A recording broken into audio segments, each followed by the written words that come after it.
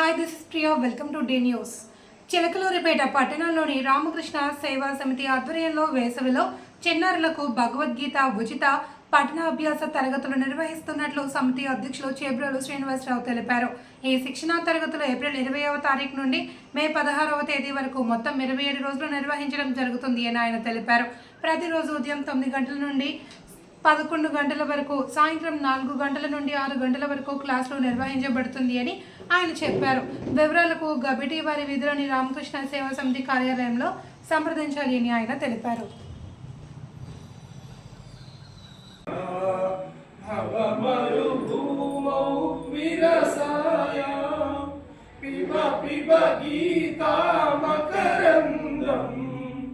యదుపతి ముఖ కమల భవాడ్యం పిబ పిబ గీతా మకరందం యదుపతి ముఖ కమల భవాడ్యం. చేతో భృంగా నమసి వృధా, మనసు అనేటువంటి ఓ తుమ్మిదా ఎందుకు వృధాగా ఈ సంసారములో రసహీనమైనటువంటి సంసారం ఎందుకు వ్యర్థముగా సంచరిస్తూ ఉంటావు? ఇకనైనా సంచారాన్ని కట్టిపెట్టి ఓ మనసా పిబ పిబ గీతా మకరందం, అదుగా శ్రీకృష్ణ పరమాత్మ ముఖ పద్మము నుండి జాలువారినటువంటి ఆ గీత అనేటువంటి మకరందాన్ని, ఆ తేనెనే పానం చేయము ఓ మనసా అని మనందరికీ కూడా అదుగో ఆ మనస్సు ద్వారా అదిగో బయట ప్రాపంచికమైనటువంటి సాంసారిక విషయాన్ని ఇక్కడైనా కట్టిపెట్టి శ్రీకృష్ణ పరమాత్మ ముఖ పద్మము నుంచి జాలువారినటువంటి గీతా జ్ఞానాన్ని మనమందరం గౌరవమని చెబుతూ ఉన్నారు. గీతలో మనకి కొన్ని ముఖ్యమైనటువంటి శ్లోకాలు ఉన్నాయి. ఒక్కసారి మీకు అందరికి కూడా ఒకసారి వినిపిస్తాం.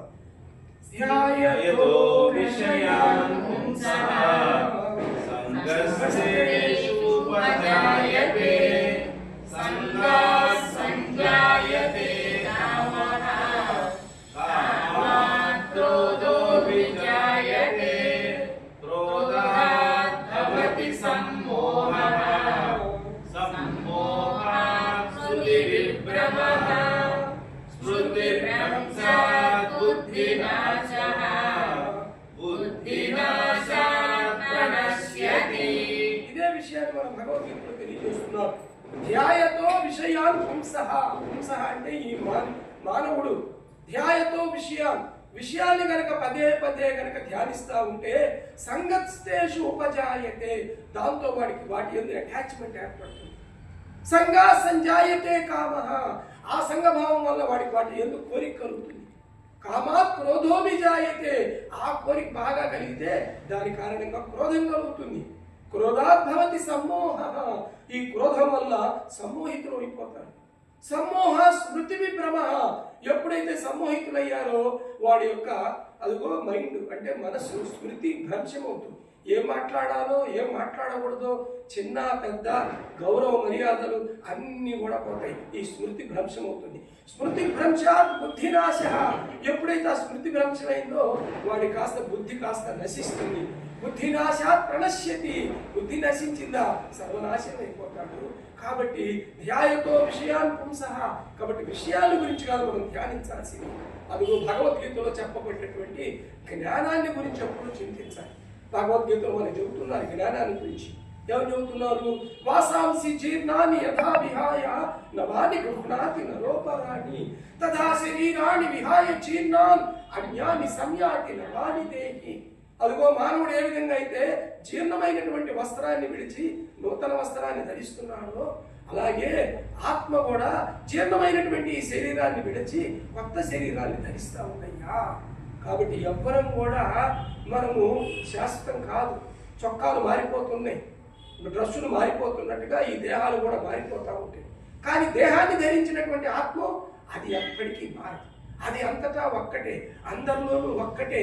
దానికే మరణము లేదు, దానికే జన్మ లేదు, దాన్ని శస్త్రాలు ఛేదించలేవు, అగ్ని దహించలేదు, నీరు తడుపలేదు, గాలి ఎన్నింపను చేయలేదు. అచ్ఛేద్యోయం దాహ్యోయం అక్లేద్యో సోష్య ఏవచ నిత్య సర్వగత స్థాను అచలోయం సనాతన. అది ఎప్పటికి కూడా పుట్టేది కాదు, మరణించిన. జాయతే మ్రియతే వా కదాచిత్ నా అయం భూత్వా భవితా వా న భూయః అజో నిత్యః శాశ్వతోయం ప్రాణః న హన్యతే హన్యమానే శరీరే. ఈ శరీరాలు ఎన్నైనా పోవచ్చు, అది మాత్రం ఎప్పటికీ నశించేది కాదు. అది అవినాశితు తద్విద్ధి ఏన సర్వమిదం తతం. అది ఎప్పటికీ నశించేది కాదు. అంతటా వ్యాపింపబడి ఉన్నటువంటిది, సర్వాంతర్యామి నిండి ఉన్నటువంటిది. దానికి రూపము, నామము, గుణములు ఏమీ లేవు.